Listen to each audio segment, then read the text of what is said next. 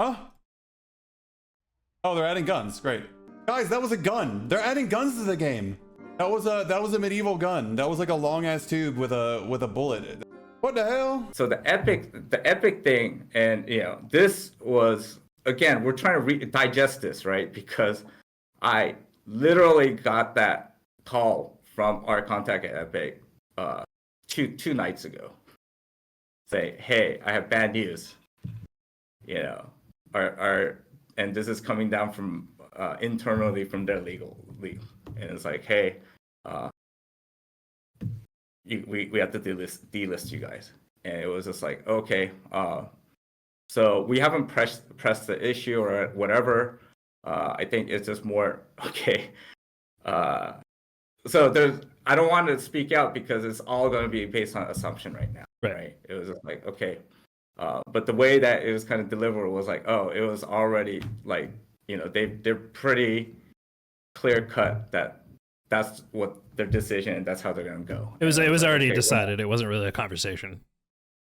Exactly, right. So for us it's more like, okay, then it hurts because we have a lot of respect for the people that we work with directly at Epic.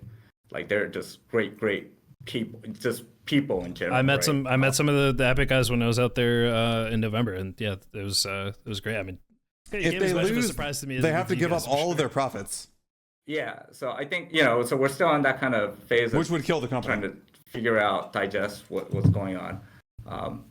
So yeah, but that's it, So bunny hopping, that's something concrete, and hopefully if you guys will see that in the pudding with the patch, right? And so we want to start talking with our actions again. And so if he's focusing on that stuff, so maybe so on the system side, that's the part that I'm going to have a little bit more leverage on now, right? That, and on the content side, we have our other lead game designer here, and he, so if things are kind of funky there, that who to blame over there, right? But again, it's just, we've been working as a team together. They fired Soma for who? And kind of getting that team chemistry working. They didn't really have a similar job. So I think now having... But the situation probably would have had Soma here for sure. These spheres have a lot more freedom. Is going to hopefully make, actual content come out faster. Okay. So this was implemented this week, like yesterday. Right. So we have yet to see, it's going to take a little bit of ramping up time. This is going to also be part of the feedback cycle that we're talking about, where once these things get implemented, we will be paying very close attention to how it impacts players and what the expectation is to resolve it, or sort of what the ideas are around it. We have some kind of safety solutions that we could turn off and on with settings with the CMM internally.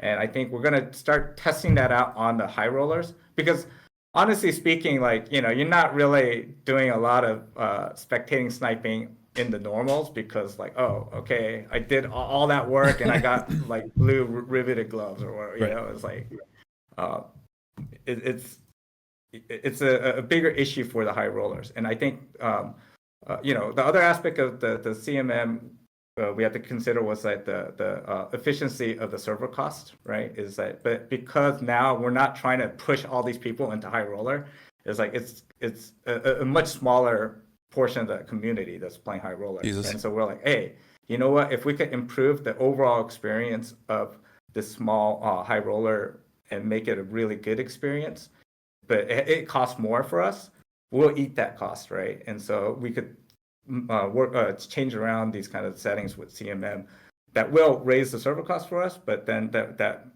will make a barrier for that kind of spectator sniping.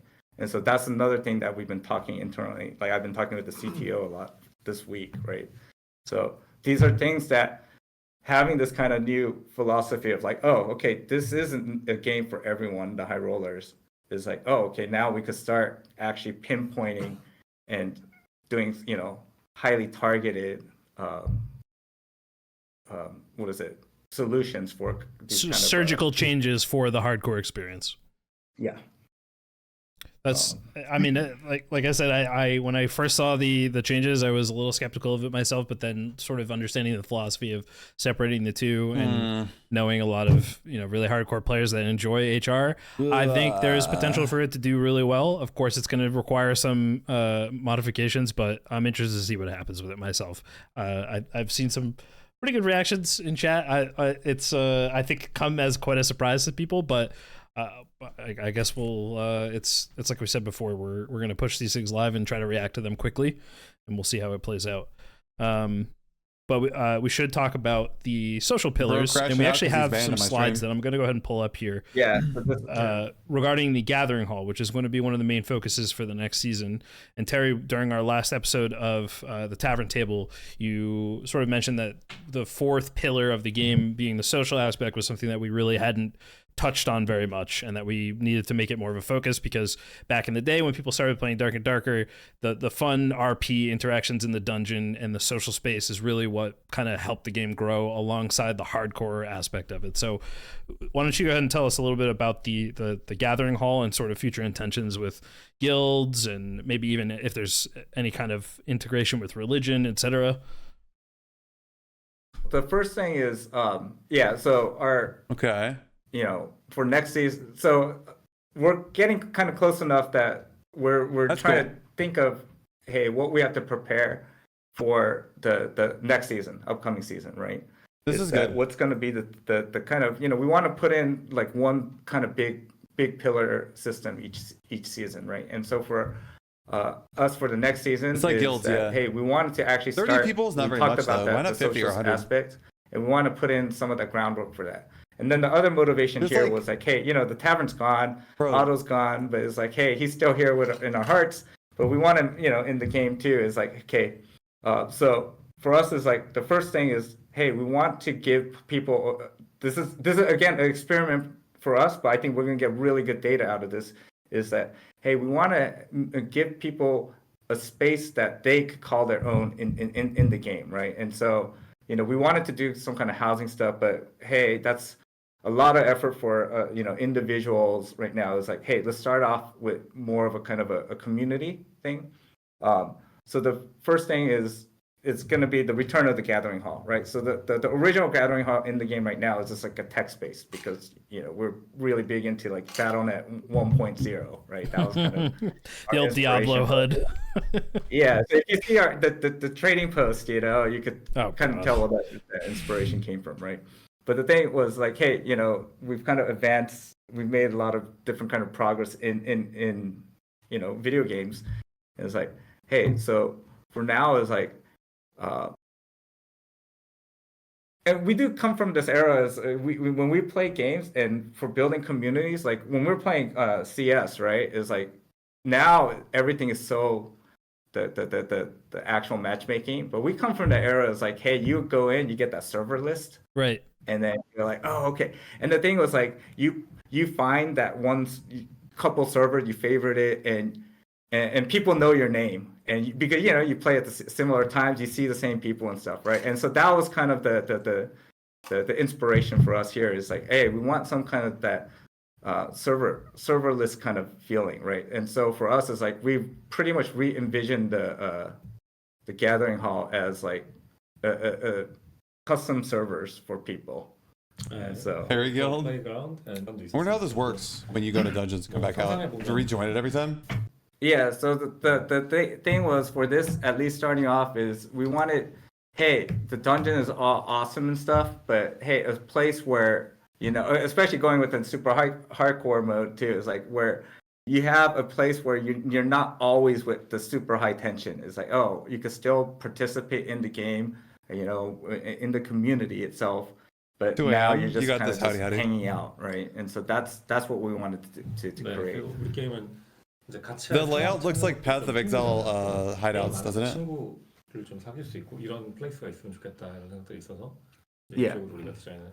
Yeah, so the other thing is like, even if you have friends, it's like, it's hard to even hang out virtually with your friends in the game, you know? It's like, you're just sitting at that main lobby screen. It's like, damn, why isn't he clicking ready or whatever, right? So And so yeah, if you see, this is our mock-up right now, the game design for the first iteration of the tavern, or sorry, the gathering hall. It is going to be so the other kind of caveat here is that starting off is that it's all going to be private custom servers though, right? So it's hey like so I'm kind of giving some insight into the technical structure of how our game is run, right? Is that every dungeon, everything is actually, when you're in the 3D space, is running on the dedicated Unreal Engine, right? Mm-hmm. And unfortunately, that's actually pretty pricey, right? And so the thing was like, oh, okay, running one of these servers for us is, when we looked at it and crunched the numbers, it does become a little unsustainable for us. So I think that the original vision right now is like, hey, so we're gonna give you guys a lot more customized, control with it, but then you have to actually rent the servers. It's like, renting your own Battlefield server, or renting or having your own Rust server. Renting Goblin Caves is still one of the things we're looking is like, oh man, we do envy like what Facepunch has built up with that Rust community and stuff. It's like, oh, okay, I mean, they not like that kind of structure. Right. That's what I'm talking about, right? 그래서 체스 게임만 you collect boss drops, show them off. That'd be cool. Yeah, so he's saying it's like, he wants to add, like, people will be able to customize it. They could do things like, you could go and chop wood, and then you could craft that wood into like, wooden chessboards. And like we'll actually make a chess mini game that's not, and all of this stuff is like stuff that was already in Ultima Online, 20 years ago, 25 years ago. Okay? Because I'm a fan of Ultima Online. But you can make your own octagon in there. These are things that, like, again, that's not coming out in version 1.0, but that's the way that the vision is going. Is like, hey. So it's like if you made a chessboard, you could just call your gathering hall, hey, serious chess players only or something. Okay. We have a chess league, and people are gonna have to show up at their chess rating in the title of the gathering hall. So is this version of the gathering hall sort of laying the foundation for guild halls and sort of just general social spaces? So this is the first step into like seeing how receptive people are into having this kind of social space. And then the other thing is that, yeah, we do want people to be able to form, guilds. Is like,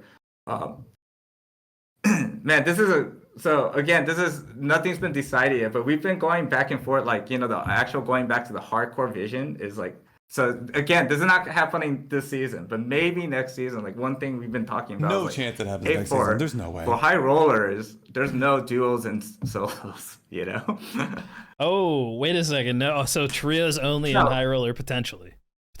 Yeah, only high. Again, it doesn't make sense for normal, right? But so these are things that we're considering. But then, hey, if it's trios only, it's like, then do we have a sufficient enough system in place that people could readily find proper parties? Oh, that's going to be very difficult. But that's what we're hoping that this that the gathering hall could hopefully chat exploded kind of fit that kind of hole, right? Again, these are high hopes. We don't know. So, but we won't know until we actually experiment, right? So that's our driving goal. And we think, hey, if that works, then guilds actually makes a lot of sense. It's like, hey, you come in, I played a bunch of EverQuest, and the first thing I log in is like backslash cheat. It's like, hey, everyone, and it's like, you backslash cheat, list. You see who from your guild is on, and you're like, hey, what are you guys doing? It's like, oh, I log in and I go into my guild, my personal or our personal guild gathering hall. I have the special privilege to get in there, and it's like, oh, hey, there's Odin. Hey, what were you planning to do? And I could see you there, right? That's I want more than 30 player slots. Yeah, I remember early on SAF talking about how it was supposed to be sort of a MMO light in a sense, or kind of like a making multi-worlds, and I can see, kind of where you're going with this, with being able to create these persistent parts of the game that uplift the social aspect, that make the actual gameplay aspects of the game better. And having a social space where you can just basically pop in and see, okay, who's online? We've got these 3 people that I normally play with are all waiting for a match right now, but 2 of them are actually waiting for somebody else to get out of their match, so I'm going to team up with this guy. That is such a great idea, and I wish we had that right now. That sounds super fun. I know a couple people who are already plotting to take over Dark and Darker with their guilds. Me. That's awesome. My goal is hopefully we'll see like Odin's #1 fan base fan guild, gathering hall or something, right? Let's be honest, it's all going to be Otto. Where's Otto? That's going to be the top guild. Otto's squires will be the top guild. Hey, I mean, the social aspect of this game is, like we mentioned before, a very important part of the game, and really one of the early driving factors of the game's growth. So it's good to hear that there's going to be a lot of focus on that coming up. So moving on, kind of to expand a little bit on that, I know this is somewhat of a weird jumping off point, but I wanted to talk about something cool that we have in mind for everybody in chat. This is an early mock-up. This is not a finalized version of it, so bear with us. But we are working on an arena spectator system, and this is something that people have requested for quite a while. And this is, it's a little too early to talk specifics, but we've mentioned before that we do have some interest in doing tournaments down the line. And this is my first time seeing this, but this is really awesome. Yeah, I saw my first time today earlier too when SCF sent it over to show off to the stream. But I was really excited about this because the potential for us to be able to facilitate tournaments, but also for the community to be able to kind of run their own tournaments is really exciting. So I guess I think this kind of highlights to me, an interesting turning point for the game. Yeah, what's with the outline? Social aspect is becoming more of a focus, and more tools are being given it's MS to the Paint. players. Gotcha. This is just really exciting stuff. Can we talk, while we're on the topic of this, can we talk about Arena a little bit? That's like another ulterior motivation for 2.5, or the next season is like, okay, yeah, we're gonna update the maps. So we're looking to update the maps. We're trying to fix some of the MMR abuses that people have been going after, and I know people have asked promising stuff coming for Arena. Real quick, I do want to just address, because I've seen a number of people ask about Arena rewards. The plan is to have Arena rewards at some point, but as we mentioned before, the next season, yeah. So he's saying that. So again, the Arena right now is it's still a test. It is. It's still a test, and it wouldn't feel and obviously a test because you saw we made these huge blunders with MMR. It's it's just not ready. And also, I think people would, in general, this is something I've spoken about in the Discord, is that I think in general people would not be satisfied with us giving out rewards when the best strategy to get the top rank right now is to sit in the swarm and heal. We know about that. We're working on fixing it. So it's. This is why the rewards are not coming just yet, but they are in the works. Are there any immediate future changes to continuous dungeon? Anything that we're thinking about in the short term? 그러니까 그런 거 좀 당연히 조정은 있을 건데 이제 우리 한국에선 난입이라고 표현을 많이 하니까. Yeah, the re-entry. So I think that's the part that we need to really start looking at and adjusting the most. 그 시간도 좀 조정해야 될 거고. 근데 사실 더 중요한 거는 이제 탈출이 너무 쉽기 때문에 지금은 그러니까 그 던전 모험하는 그런 리스크 리워드 이런 게 좀 밸런스가 맞아야 되는데 지금은 되게 완전 캐주얼하고 이지하게 진짜 이지 액세서블리티. Shadow Touch? Yeah, that'd be cool. Shadow Touch is pretty trash right now, outside of because they nerfed it because of daggers and then they removed daggers. 좀 많이 다. Yeah. So I think he's talking about because, especially the current system, escaping is relatively speaking, historically is pretty easy now, right? Except in Inferno. Except for you're right. Yeah. So that's something that we're gonna actually kind of consider is so again it goes back to that risk reward evaluation is that I think we kind of did underestimate how much easier escapes are gonna be with the continuous dungeons having so many blue portals, blue statics, and the rate of reward, high reward items being able to be taken out. So I think there's going to be adjustment going on, but again, so we're going to do things one by one, and we're actually going to start separating out have our domains to you instead of hey pumping everything on and then Lizard Tribe Guild when? one by As soon as one they coming open it out. up. Good to know. All right, so Oh wait, so Okay, yeah. Oh, okay. just one more. Yeah, so yeah, 그- one more point. 지금 조금 아쉬운 거는 이제 다운스테어 같은 데서 싸움이 일어날 때 너무 쉽게 내려가 버리니까 거기서 이제 리스크 없이 파이팅하는 모습이 좀 많이 나오잖아요. 네. 그런 것 때문에 아마 상호작용을 해야 문이 열리게 한다거나 그런 식으로 yeah, 변화될 so- 수 있어요. 네. 그건 so- 조금 시간 걸리겠지만 한 2주 정도. Yeah, the other thing that so this does go back into that risk reward. It's not just changing the loot table. Like one of the things that we're actively exploring right now is like the static down portals and the stat. There's like you have to actually interact with it to open. So Right. it adds a little bit more risk. That- It's not so- just that actually Yeah, addresses the next question that was on the list, which was about dealing with people camping extracts, which is another really big problem, especially in HR, is that people are just they're sitting next to the Reds and taking very low risk fights, and if they lose, they just leave. So it's good to hear that this is being considered. So this is something that may potentially change in the future. That's very good to hear. Will luck be changed in the future to have more of an impact, or at least maybe be a little bit more clear? Right now, it's there's luck grades for items, but also your luck value can affect it, so it can be kind of unclear what luck really does. Is there any chances to maybe make it harder to get it, but make it more effective? No reward for arena. Yep. So I think the main issue with the current looks, so there is a problem with readability on the Lux system, but I think the bigger problem came with we adjusted again. All of this tied into the risk reward system, the loot drop tables, right? It's like they work in a dungeon. It was built with a certain assumption that loot is going to be very difficult across the varying grades. But the thing is, like right now, we just went like, boom, and for sure. So the current Lux system, the impact of Green it, items are because worthless. it had this assumption that a certain amount of this lower grade loot would, had a high percentage chance coming out. And what luck actually does is it does raise the higher ones by a smaller amount. But SDF got the that big thing Spang and that Helm luck, haircut. as the current iteration, was that it drastically reduced the rate of low grade items. But the thing is, like, hey, we just gave everyone a bunch of luck by just making all these low grade items not Right. drastically lower anyways. So that's why so it does warrant adjustment, but at the same time, we've been hinting is that, hey, the entire loot drop system requires adjustment. So this has to be in tandem with that. Gotcha. Well, white items, this I mean, next question that's on the list is something that we've already answered, so we're going to skip that. But green and white items are basically the same now. real quick, We any have white ideas items as well, so for who kind of cares? end of wipe events? Is there any plans to? I've been asked this question a lot. Any plans to let uniques into arena? People are wondering, hey, should I sell my artifacts or should I hold on to them for arena?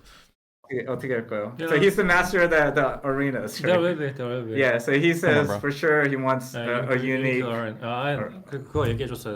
그러니까 So it's a missing point there. yeah. Yeah. So this is a good point, Backwards important for point for watching this when we start the next arena season, within this season, right, is to get that higher participation for that very last, kind of run of is we're gonna switch on that mode where the item no longer needs to be SSF. Okay, so any it doesn't have to be minted. So Get we're to the gonna market do now, guys. like we did Buy up last all of season. this. Get to the market Or now and buy up all this of is this. last near the end of test. the- Okay, Yeah. towards the end, people will be able to wear. So again, it's Traded just gear. to get higher participation into the arena because we're gonna stress test that This is gonna MMR, go from right? 7,000 Because gold to we're putting in those 70,000 kind gold of, in like one day. restrictions to 7,000 gold to 70,000 gold in one day for BIS. exploit I'm that telling you. MMR system. Gotcha. So that You was got one 20 point minutes that, to get yeah, in we there and buy missed. whatever BIS you need But for that's arenas. very, very important. People are just real quick. People are asking. I'm just gonna let them know. Yes, there will be arena rewards. Not yet. We're still testing. It's not final yet. Yeah. Okay. So all right. Well, All right. So 100% Thank you cheater guys for for joining joining us. us. For a streamer. Jesus Christ. we're gonna just get a quick bite, and then hopefully we could get the update out pretty soon. Bro, I can't even go to bed right. until they get the update out. well, thank you guys Our very goal is much. tonight, We while you guys are here, just so everybody knows, our part of the communication strategy is to try to do these a little bit more frequently. They will most likely be smaller in scale so that we don't have as much of an impact eating up the day, but we will like to try to do some larger, like maybe one a season where we do like really big reveals and stuff. But I'll let you guys get to it. We'll wrap up with just a few of the remaining previews that we've got, and we will call it a night. But thank you guys very much for being here for the Q&A. And good luck with the patch. What we have left to show, I'm just going to give... I don't have too much to talk about here because I can't really give context to it. But there is a new merchant that will be coming soon that has an affinity system related to growth with it. It is the Cockatrice merchant. And I can show you guys some screenshots of this. I don't have too many details to give you this, but this is something that will most likely be coming with the upcoming wipe. We'll expand more on that in a future update. And there's also something that I accidentally spoiled earlier while I was trying to switch scenes without you guys seeing it, but you saw it earlier. And it is the cannon that is supposed to be something that is featured in the water map. So we'll talk more about this stuff in the future. I can't tell you too much about it without Terry and SDF here because I want to make sure that I'm representing the information correctly. But get excited. There's some cool stuff on the horizon. We will talk more about this in the future. The next Q&A that we do, we will probably try to do live with at least a few kind of pre-captured questions so that we can fill the space in between while we have the moderators pick out questions in the interim. Terry wanted, or SDF wanted to share these pictures with you guys. There is some construction going on at the office, which is why there was a lot of delays. And this is also kind of getting in everybody's way at the moment. But the Iron Mace offices are undergoing construction. Just to give you guys some assurance, we're not going anywhere. There's still still plenty of investment being made into the company, and there's confidence that we're going to keep developing the game. So they are working on expanding the office. Hopefully we'll be back to full operating capacity soon. And that is basically it for me. I will sign off by saying, as we mentioned before, there's going to be increased effort in communicating with our player base, and that includes, as Terry and SCF were talking about, the dungeon police. There's also some other things that we can't quite talk about yet with trusted reports and just gathering feedback and making sure that we're staying on top of bad actors to keep the community clean. So we are refocusing on these things, and this will be a big priority going forward. We appreciate you guys being patient as we figure out the best ways to do this, but we are committed to cleaning up the community and getting rid of these people. We apologize for, all the disturbances that they've caused up to this point, but that is about it, guys. I will see you all in the chat. I'll follow up and try to answer some questions in chat, but I need to get off here myself. So I will see you guys all in the Discord. Thank you very much for tuning in. The VOD for this will be uploaded on YouTube, so if you missed parts of it, you can check it out there. We love you guys. Have a good night. They didn't really go over a whole lot, did they? Basically, we got the wipe date. We know that they're gonna make a guild system, which is probably what the biggest W from the entire stream. We know guns are coming. They're butchering HR. Oh yeah, HR is getting random portals and the circle back. The circle. Yikes. I do love RNG with my dungeon game. SSF was brushed off. No market for the first 4 months of the next wipe, or first 4 weeks of the next wipe. Random circle, random dungeon, random portals, random fog of war. Yeah. Meta to always be such toxic presence. Yeah, Warlock gonna be king in the circle, man. I don't know if you guys know this, but when you get the circle, when the death circle comes back, Warlocks are the best class, hands down. You just sit in the darkness the entire game and just torture mastery stuff.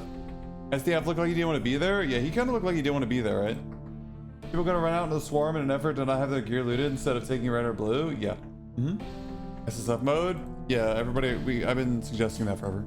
We're getting healer druid that'll also be able to instant sustain. Yeah, healer druid also be able to forever sustain out in the. He can probably sustain his whole team out in the swarm. I'm gonna be honest. Healer druid probably gonna sustain his whole team in the swarm. Also wipe April 10th. Feeling meta about to go insane. Yeah, for sure. Damn, bro. Well, they didn't say, there wasn't too much information there compared to before, but it is what it is, right? Did they announce the season high roller rewards? No, they didn't. They did not do that. So what happened to the Q&A, right? Because we asked a lot of questions, and then they only asked a few questions from the Q&A, and are they just not going to answer the rest of them?